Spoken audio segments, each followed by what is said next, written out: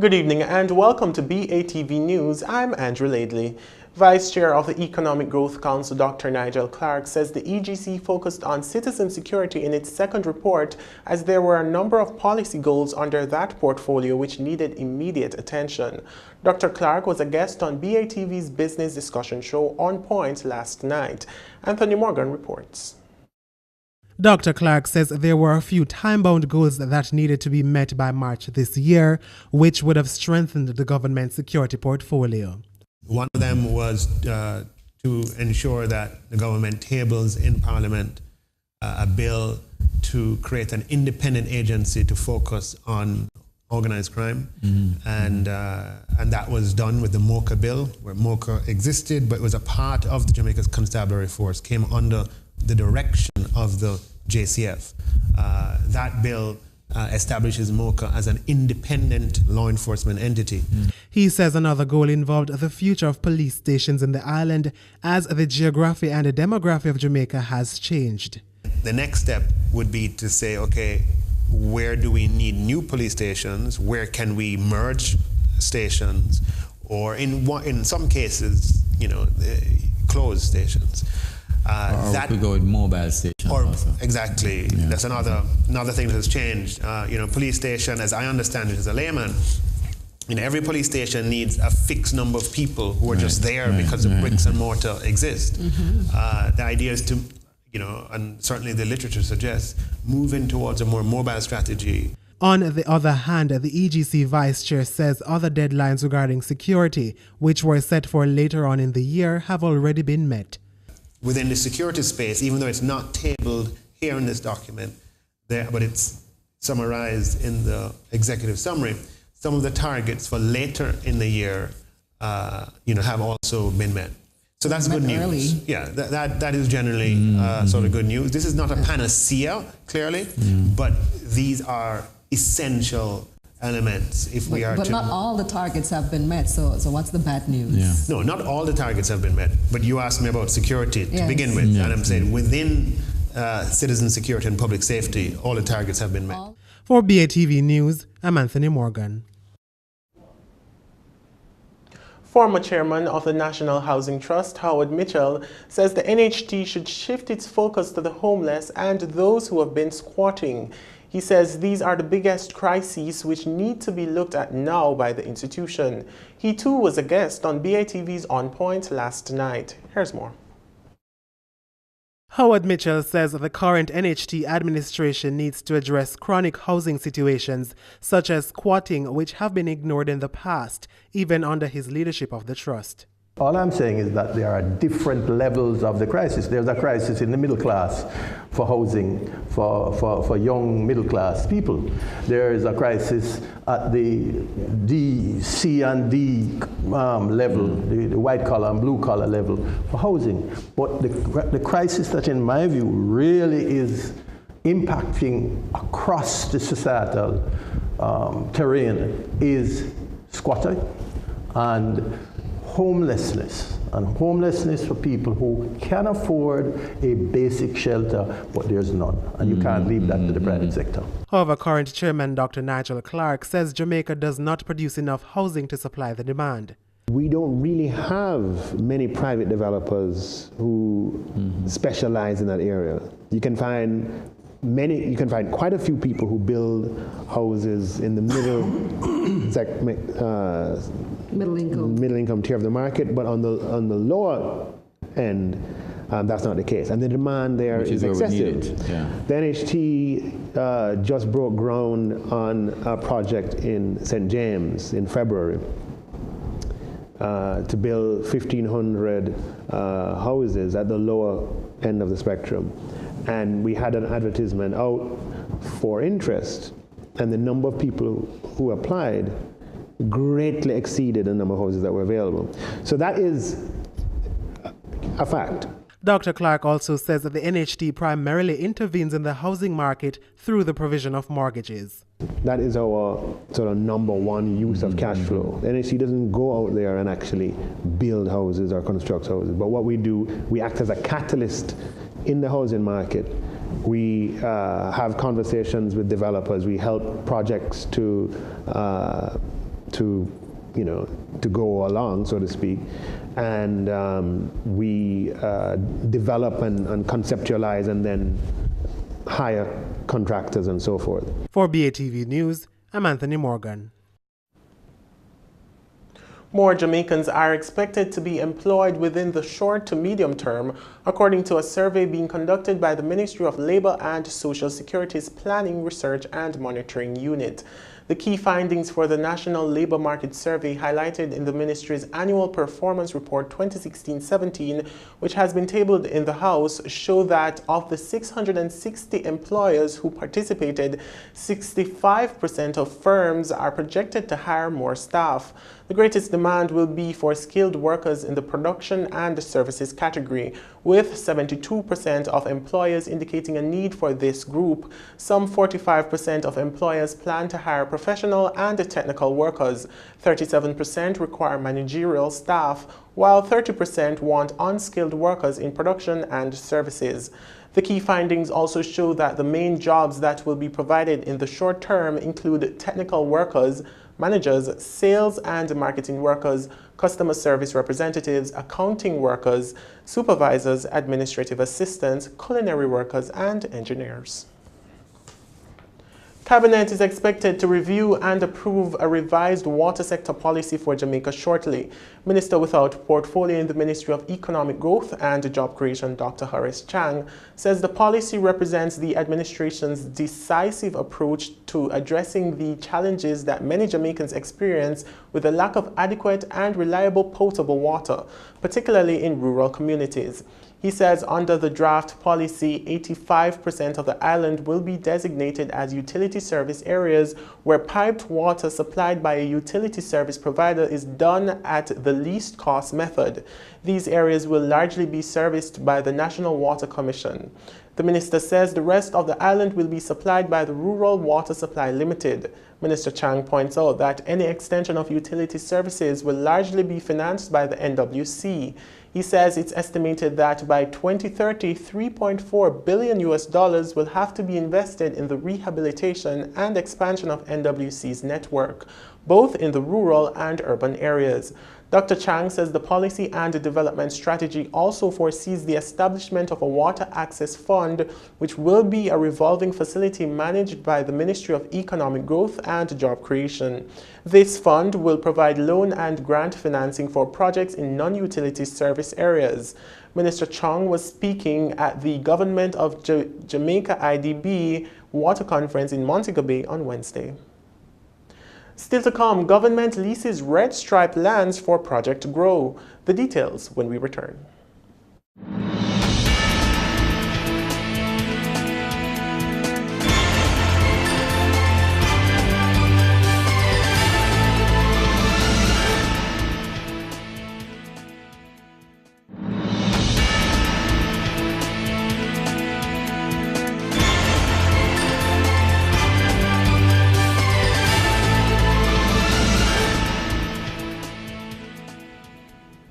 Welcome back.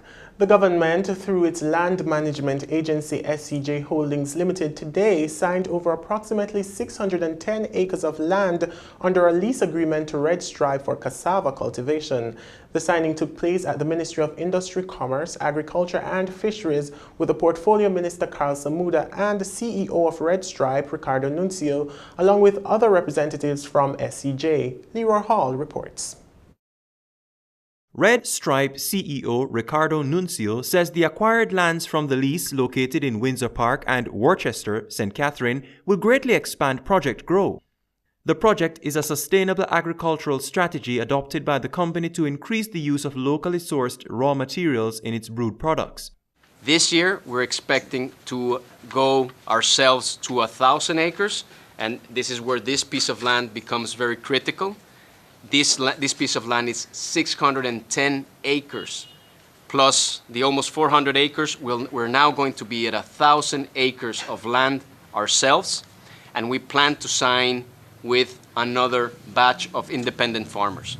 So this year, we're planning to go and substitute 20% of high maltose corn syrup with locally grown cassava. Meanwhile, Minister of Industry, Commerce, Agriculture and Fisheries Carl Samuda says the signing represents a marriage between agriculture and the manufacturing sectors. Ricardo, I view this as a bit of an appetizer. Why I say that? Because you're going to satisfy 40% with 1,000 acres, you're going to satisfy 40% of your substitution of corn.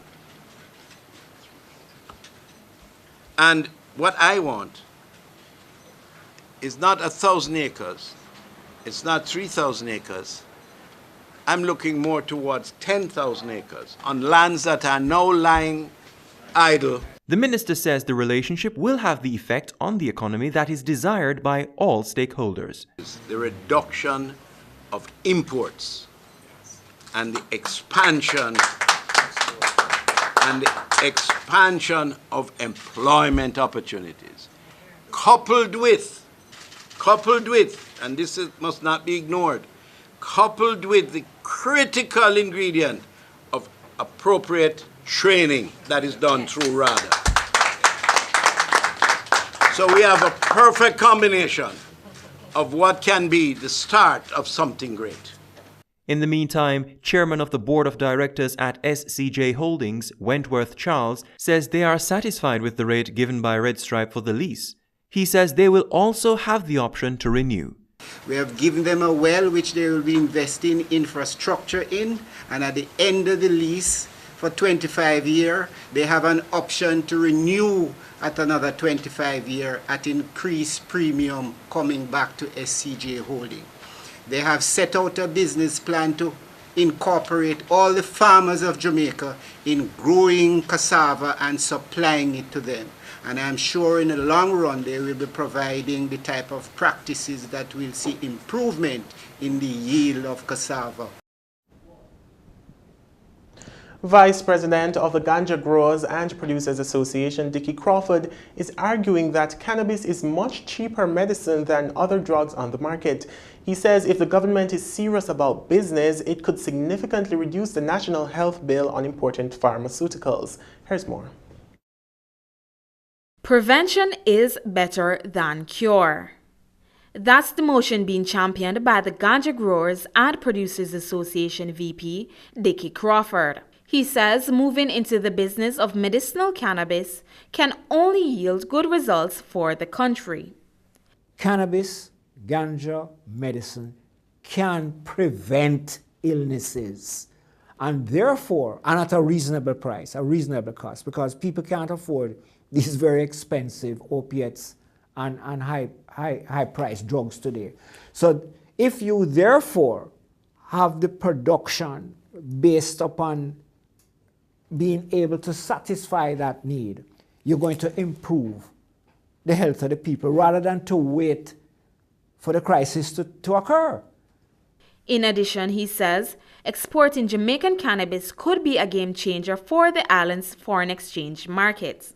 As a result of all of this, and as a result of the possibilities of investors coming in and the possibilities and strong likelihood of exporting our products abroad, that's where the foreign exchange thing is going to take on a new dimension. And the wealth will come out of that. That's the wealth we're talking about. Farmers essentially now will not have to run and hide from the police and produce inferior products. Mr. Crawford says operations on the black market have thwarted the integrity of Jamaican cannabis, but the country now has a chance to finally correct this. If they have the license and the time and the capacity, which they must have, they will be able to live with their plants and bring them to maturity in the best possible way.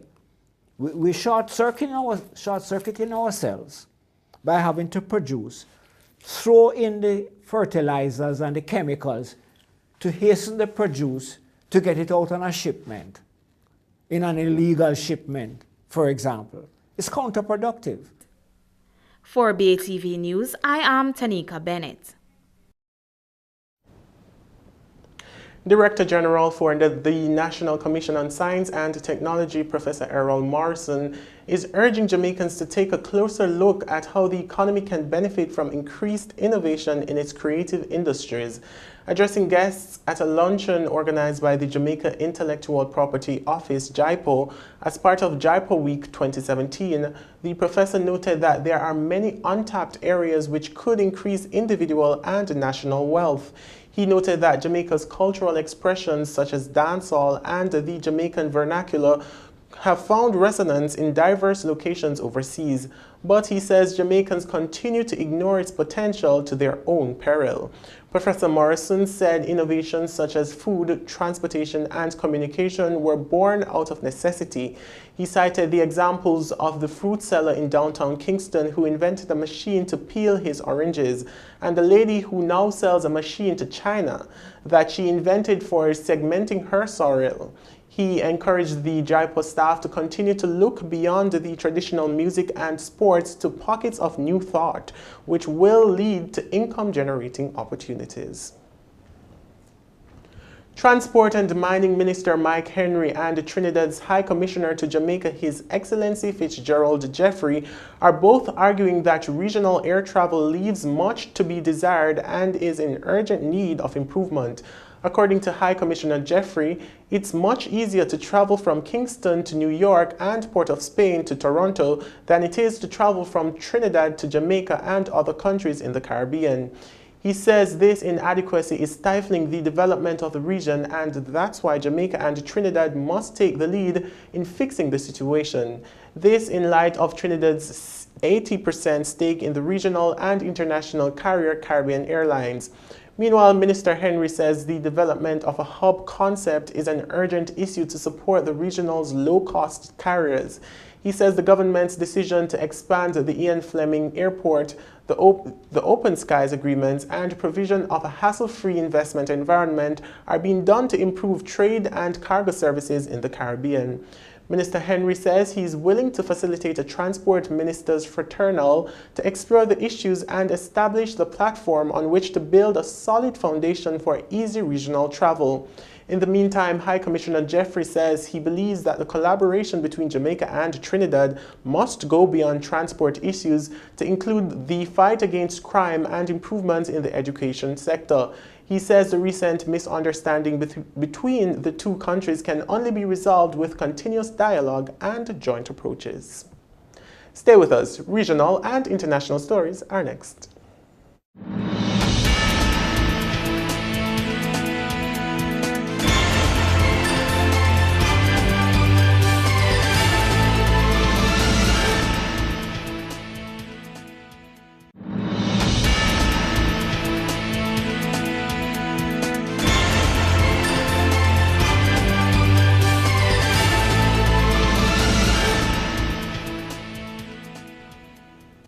Welcome back. It's time for regional and international news.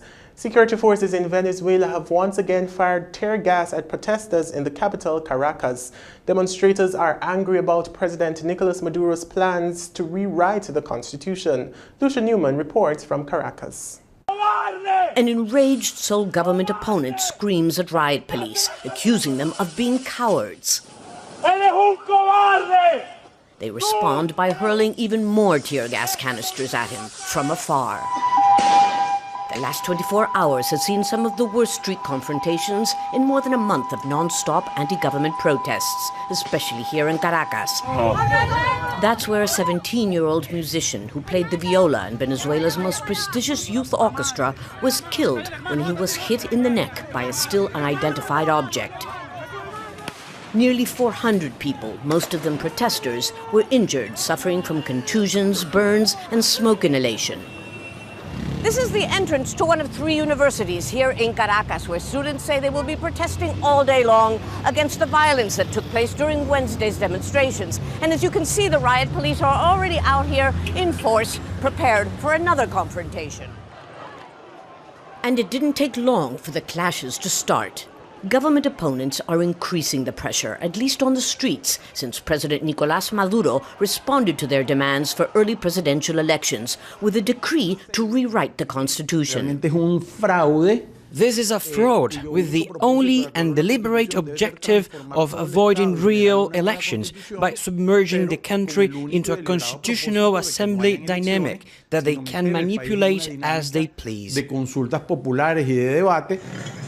Adding to tensions, the wife and mother of imprisoned opposition leader Leopoldo López camped out in front of the prison where he was being held, demanding to see him, after rumors spread like wildfire that he had died. The government released a proof of life video, but the family is not satisfied.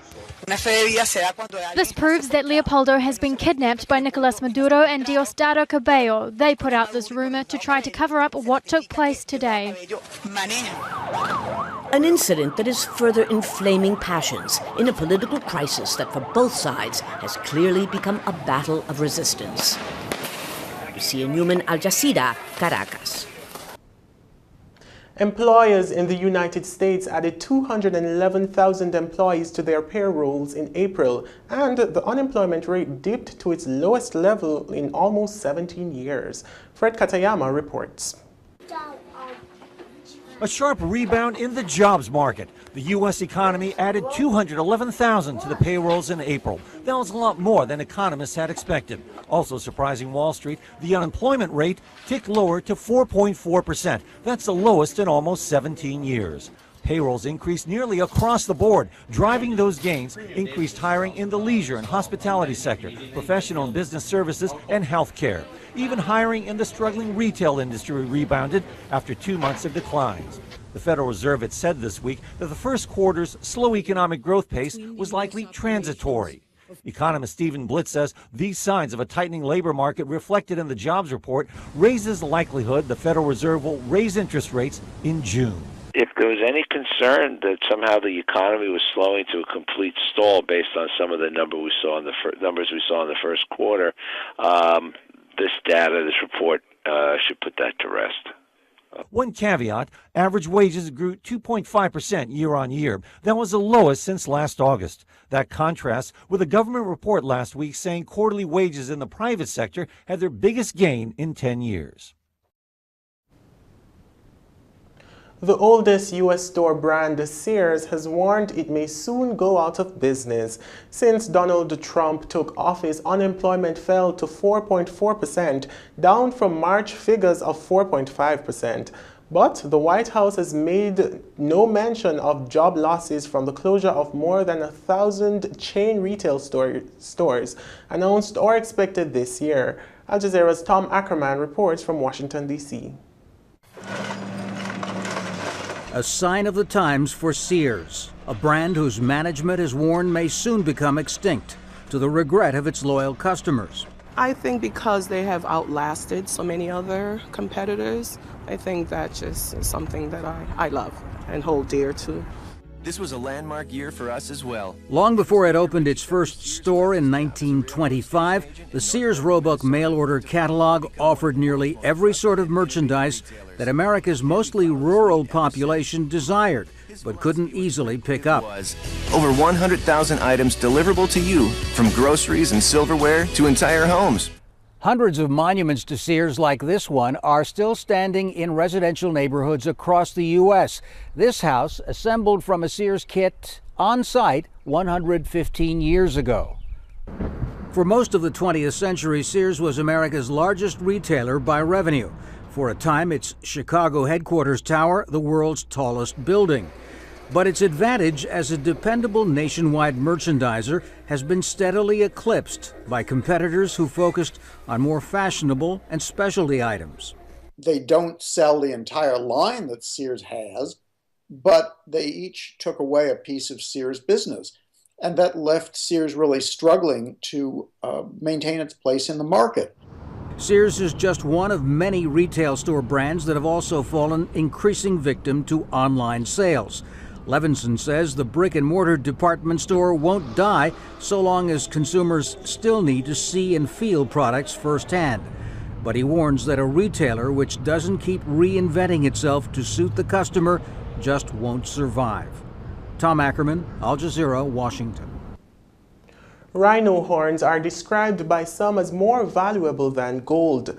The heavyweight animals are critically endangered in many parts of Africa.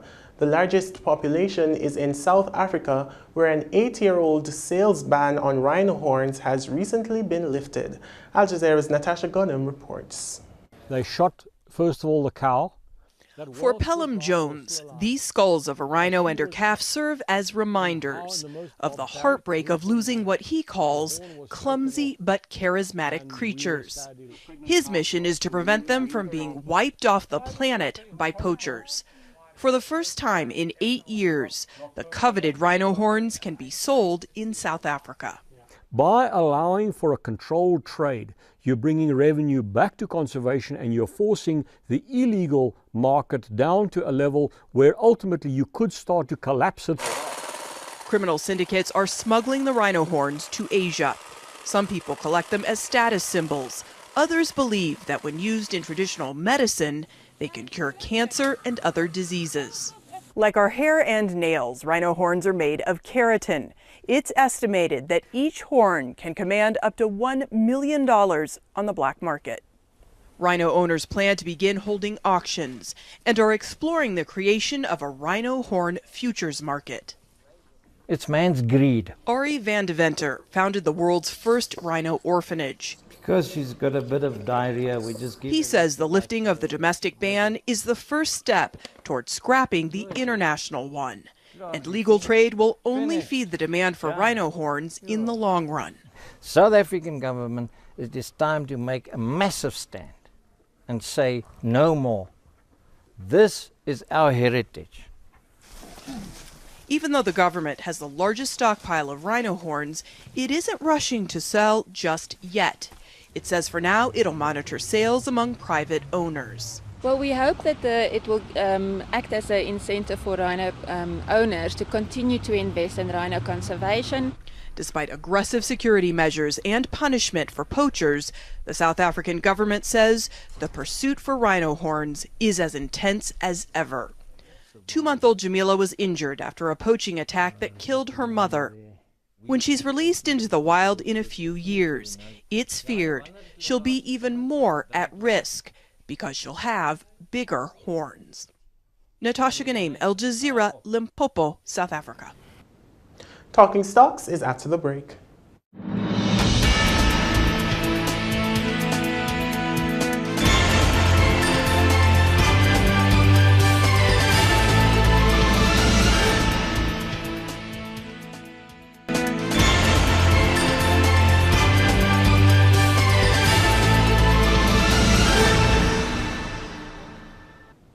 Welcome back. It's time now for Talking Stocks.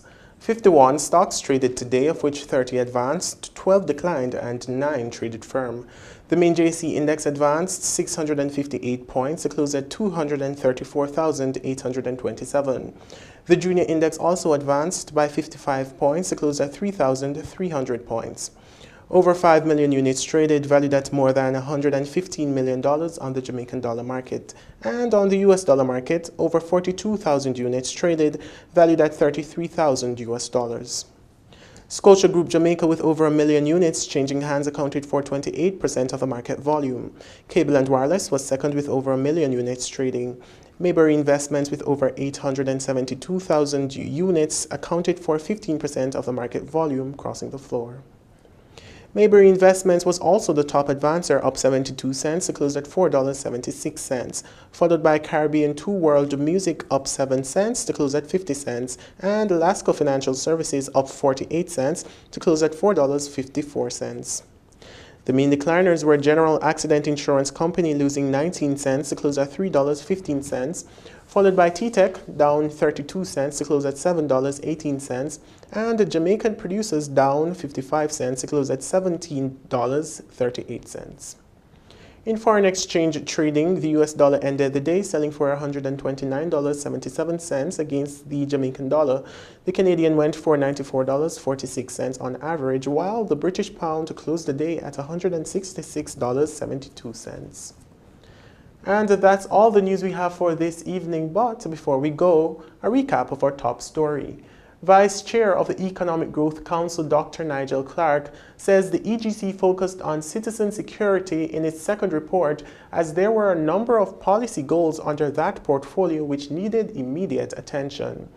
Thanks for watching. For more content, visit our website at batvja.com.